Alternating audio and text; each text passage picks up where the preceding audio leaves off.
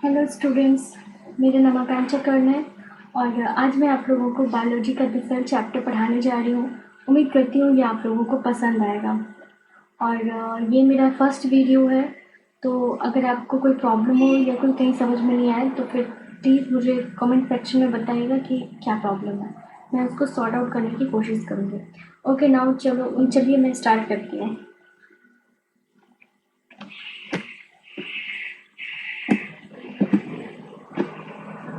The basics of biology for classes and other competitive exams like STETs and BTETs and CTETs and any competitive exams। तो ये basic है biology का। तो ये सभी class के स्टूडेंट्स के लिए होगा और साथ ही इसको STET, BTET, CTET या फिर जो भी एग्ज़ाम्स होते हैं कॉम्पिटिटिव एग्ज़ाम्स उसके लिए भी आप दे सकते हैं जिसमें साइंस सब्जेक्ट हो। Okay, The cell. The study of cell is called cell biology, cellular biology और cytology। सेल की स्टडी को हम लोग सेल बायोलॉजी, सेलुलर बायोलॉजी और साइटोलॉजी भी कहते हैं। इन तीनों में से किसी कुछ भी हम लोग कह सकते हैं। साइटोलॉजी किसी किसी बुक पर लिखा रहता है साइटोलॉजी, तो वहाँ पे कंफ्यूज नहीं होना, ये सेल के बारे में ही दिया हुआ है और ये सेल बायोलॉजी की ही बुक। ओके, तो cytology is a branch of science that studies how cell work and grow and what they are made of. Cytology science का ऐसा पार्ट है, ऐसा ब्रांच है जिसमें हम लोग पढ़ते हैं कि सेल कैसे बढ़ता है, कैसे काम करता है और सेल किन चीज़ों का बना होता है। इसमें उन चीज़ों की पढ़ाई होती है। आप यहाँ पर सेल का स्ट्रक्चर देख सकते हैं। ओके, इसके बारे में हम आगे में डिस्कशन भी किया है। A cell is capable of carrying out all the life functions such as nutrition, excretion, respiration, etc. Cell जो होता है वो कैपेबल होता है ऑल लाइफ फंक्शंस करने के लिए। सभी लाइफ हमारे बॉडी में जो भी फंक्शंस होते हैं वो सभी फंक्शन करने के लिए सेल कैपेबल होता है और वो फंक्शन करता है। जैसे न्यूट्रिशन हो गया, एक्सक्रीशन हो गया, रेस्पिरेशन हो गया। इसको इसलिए फंक्शनल यूनिट ऑफ लाइफ भी कहा जाता है। इसको हमारी लाइफ का फंक्शनल यूनिट कहा जाता है क्योंकि ये सारे फंक्शंस को परफॉर्म करता है, कैपेबल है इनको परफॉर्म करने के लिए। ओके, नेक्स्ट, अब इसको डिफाइन कैसे हम करेंगे, चलिए देखते हैं। A cell is defined as the fundamental, structural and functional unit of all life. इसको हम डिफाइन कर सकते हैं कि ये एक fundamental, structural and functional unit होता है। फंडामेंटल मतलब मूलभूत होता है, हमारे लिए बहुत ही ज़्यादा ज़रूरी होता है, आवश्यक होता है। स्ट्रक्चरल इसलिए क्योंकि यही एक एक मिलके हमारे पूरे स्ट्रक्चर को, हमारे शेप को, स्ट्रक्चर को तैयार करता है, हमारे ढांचा तैयार करता है। सेकेंड थिंग है फंक्शनल यूनिट। फंक्शनल मतलब हमारे सारे फंक्शन को परफॉर्म करता है। जैसा कि मैंने पहले ही बताया कि हमारी बॉडी में होने वाले जितने भी फंक्शंस होते हैं उसको परफॉर्म करता है, उसमें हेल्प करता है। ओके, इसको हिंदी में भी दिया है तो हिंदी वाले के लिए भी ये बहुत ईजी रहेगा। जीवन की मूलभूत संरचनात्मक और क्रियात्मक इकाई को कोशिका कहते हैं। Okay, it is also called building block. Building block of life कहा जाता है। तो जिस तरह से ईंट जोड़कर बिल्डिंग तैयार की जाती है तो उसी तरह से सेल्स को जोड़कर हमारा बॉडी तैयार किया जाता है, एक ऑर्गेनिज्म तैयार होता है। तो यहाँ पर देखिए एक एक ईंट जोड़कर एक मकान तैयार कर किया जा रहा है, एक बड़ा सा घर तैयार किया जाता है और जिसमें हम लोग रह पाते हैं। तो इसको इसलिए बेसिक यूनिट कहा जाता है क्योंकि ये बेस है, शुरुआत ही लाइफ की इसी से शुरू हुई है। ठीक है, और इसी तरह सेल्स भी हमारी लाइफ का शुरुआत किया। जिस तरह से ईंट घर का शुरुआत करता है वैसे ये सेल हमारी लाइफ का शुरुआत करता है। चलिए अब कुछ हिस्ट्री देख लेते हैं, थोड़ी सी जानकारी ले लेते हैं हमारे सेल की हिस्ट्री के बारे में। तो the cell was first discovered and named by Robert Hooke. Cell जो है सबसे पहले डिस्कवर किया गया था रॉबर्ट हुक के द्वारा। रॉबर्ट हुक ने सेल के बारे में सबसे पहले बताया था। किस ईयर में? 1665 में उन्होंने सबसे पहले सेल के बारे में बताया था। ये कहाँ के थे? तो ये इंग्लैंड के थे। ठीक है, ये कुछ इंपॉर्टेंट पॉइंट्स है जिसको मैं अंडरलाइन कर रही हूँ, सो ध्यान से देखिए। इस सेल का डिस्कवर किया था रॉबर्ट हुक ने। जनरली ये सबके मुंह पर ही रहता है। ओके, तो रॉबर्ट हुक 1665 में सेल का डिस्कवर किए थे। ये इंग्लैंड के थे। इन्होंने खोज किस पर किया था? कॉर्ड पर। कॉर्क मतलब होता है छाल, पेड़ की छाल जो हम बोलते हैं, तो वो पेड़ की छाल है। ओके, इसको bark of an oak tree, oak tree जो है ये ऑस्ट्रेलियन रीजन में पाया जाता है। ठीक है, under a microscope compound, compound microscope के अंदर इन्होंने देखा था पेड़ की छाल को, ओक ट्री की छाल को, जिसमें उन्होंने पाया कि बहुत सारे टन्स ऑफ टाइनी चैम्बर्स, बहुत सारे चैम्बर्स, उन्होंने आप इस पिक्चर में देख सकते हैं, बहुत सारे चैम्बर्स बने हुए हैं।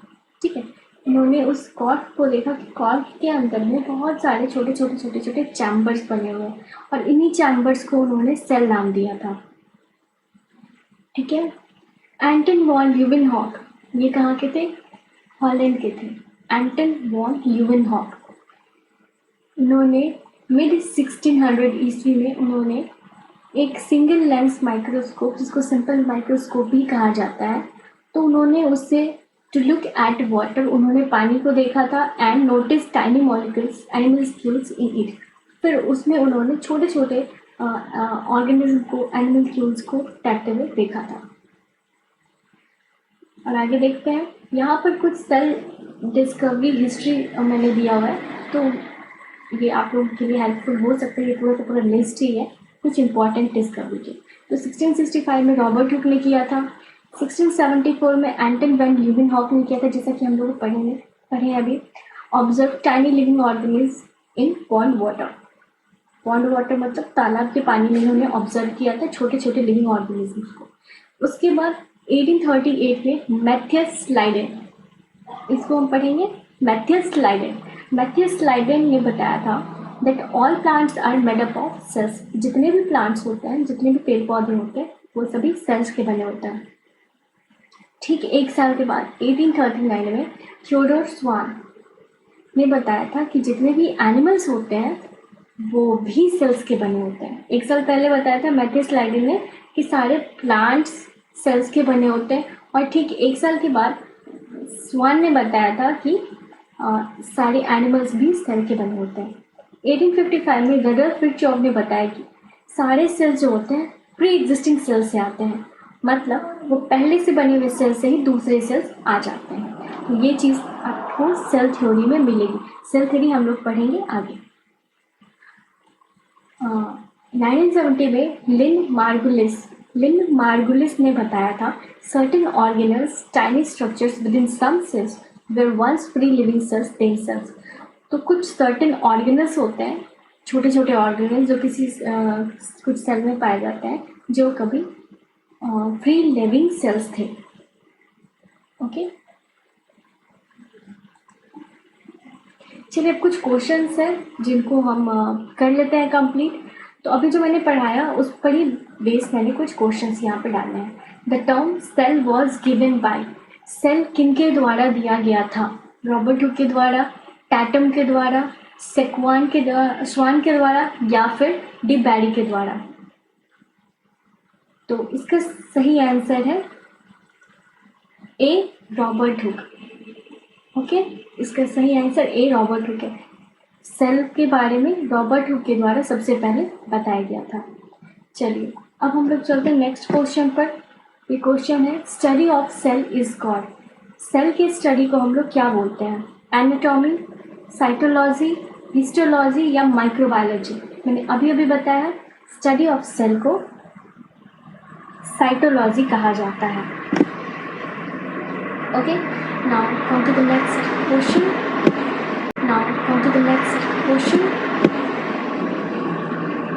What is the smallest unit of life? तो हमारी लाइफ का सबसे छोटा सा यूनिट, स्मॉलेस्ट यूनिट कौन होता है? Tissue, matter, cell, bacteria. ये भी हम अभी अभी पढ़े हैं, ठीक है, और हम सब जानते हैं इसका स्मॉलेस्ट यूनिट सेल होता है। सो सेल, हाँ, कुछ लोग कहेंगे कि इसमें एटम भी हो सकता है।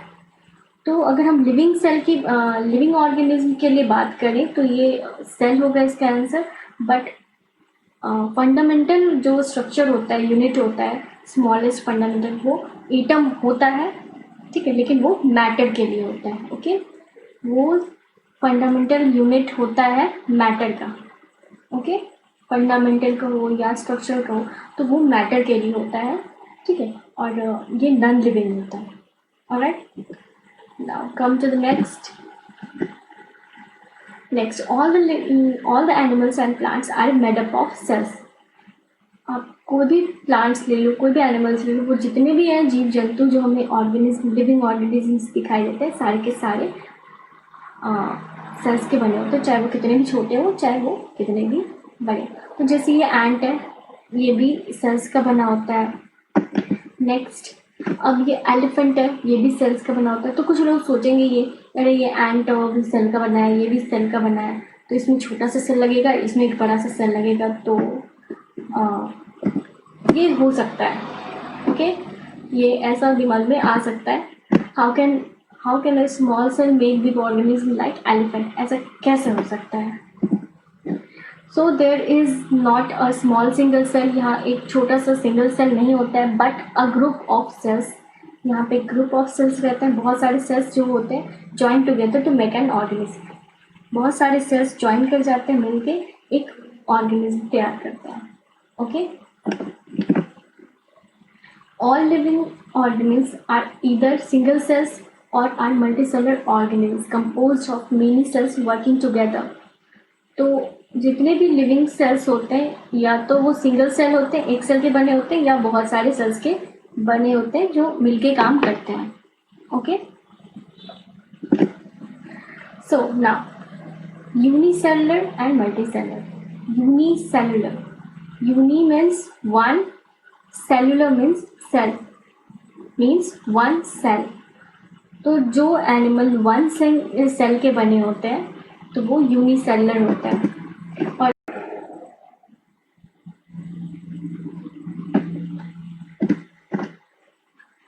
इनको हम लोग माइक्रोस्कोप के अंदर में देखते हैं, और ऐसे हमें ये नग्न आँखों से दिखाई नहीं देते, नेकेड आई से दिखाई नहीं देते। आप चाहे कुछ भी कर लीजिए, हमें दिखाई नहीं देंगे।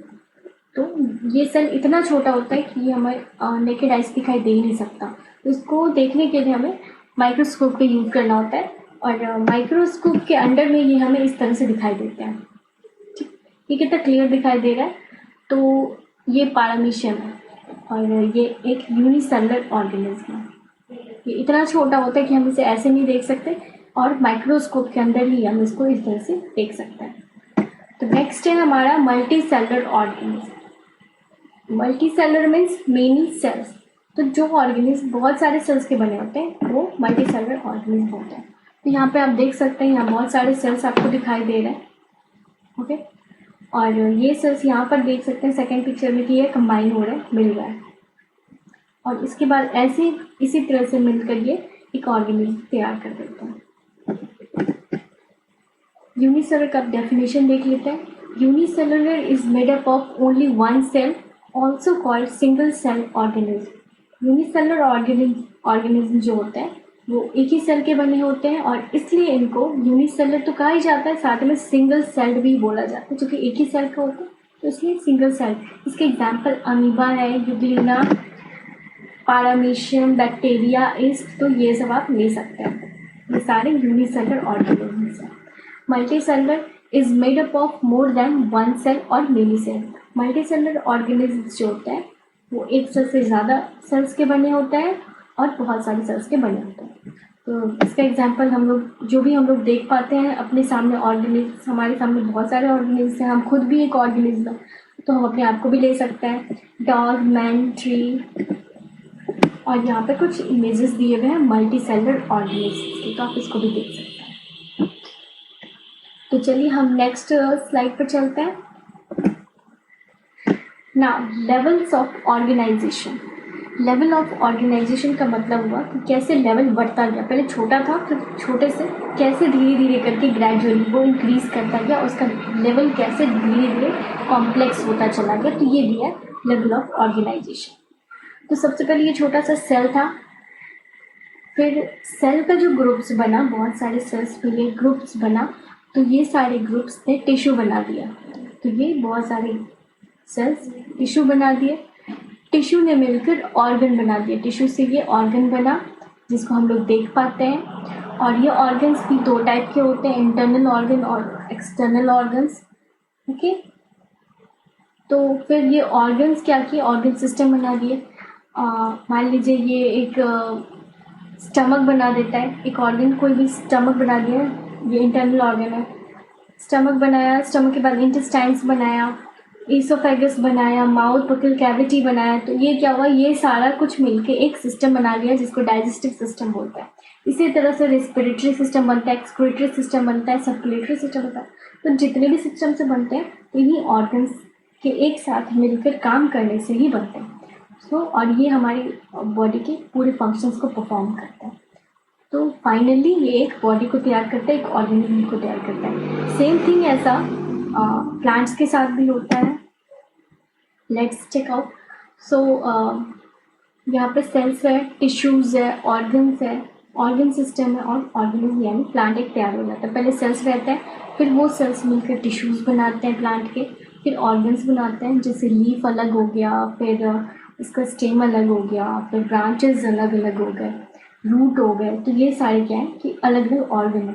इन सबको एक साथ मिला के उसने ऑर्गन सिस्टम तैयार कर दिया। उसके अंदर वस्कुलर सिस्टम भी होता है तो वो भी तैयार हो गया और फाइनली एक ऑर्गेनिज्म, एक प्लांट तैयार हो जाता है। सेम थिंग बर्ड्स के साथ होता है और इसी तरह से जो भी एनिमल्स होते हैं वो तैयार होते हैं। चलिए अब स्ट्रक्चर पर आते हैं। तो कुछ हम सेल के स्ट्रक्चर के बारे में जान लेते हैं। ये सेल का जो ऑटो मेम्ब्रेन होता है ये एक टिपिकल सेल है, न ये प्लांट सेल है न ये एनिमल सेल है। ओके, ये एक टिपिकल सेल है। सो एनिमल सेल और प्लांट सेल के बारे में नेक्स्ट में पढ़ेंगे। सो ये फर्स्ट जो बाहरी इसका लेयर होता है कवरिंग, वो सेल मेम्ब्रेन होता है।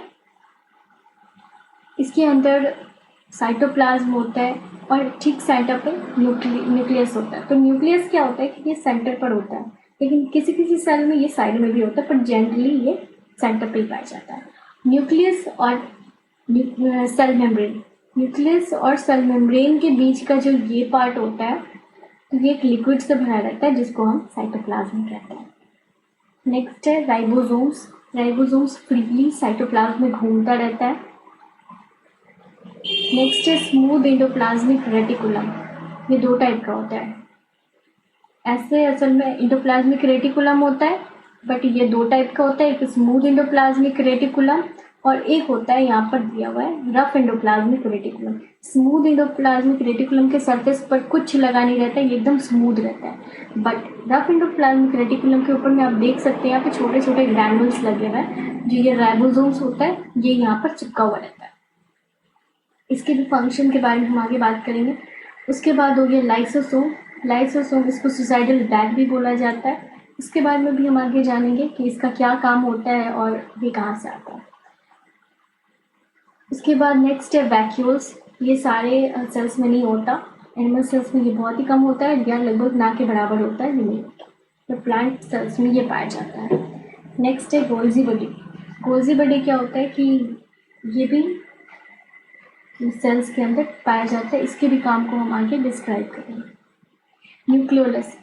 न्यूक्लियोलस क्या होता है कि ये सेल के अंदर होता है, सॉरी न्यूक्लियस के अंदर होता है। जिस तरह सेल के अंदर न्यूक्लियस होता है, ठीक वैसे न्यूक्लियस के अंदर न्यूक्लियोलस होता है।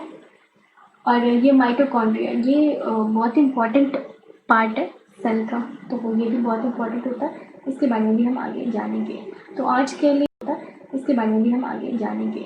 तो आज के लिए हम इतना ही रहने देते हैं। आज के लिए हम बस इतना ही रहने देते हैं और उम्मीद करते हैं आपको ये पसंद आया होगा। और अगर आपको ये पसंद आता है तो प्लीज़ आप इसको लाइक करिए, शेयर करिए और सब्सक्राइब करिए। ओके, फिर मिलते हैं हम अपनी नेक्स्ट क्लास में। अगर आपको ये पसंद आएगा तो फिर हम नेक्स्ट में भी बनाएंगे आपके लिए वीडियो। ओके, तब तक के लिए थैंक यू।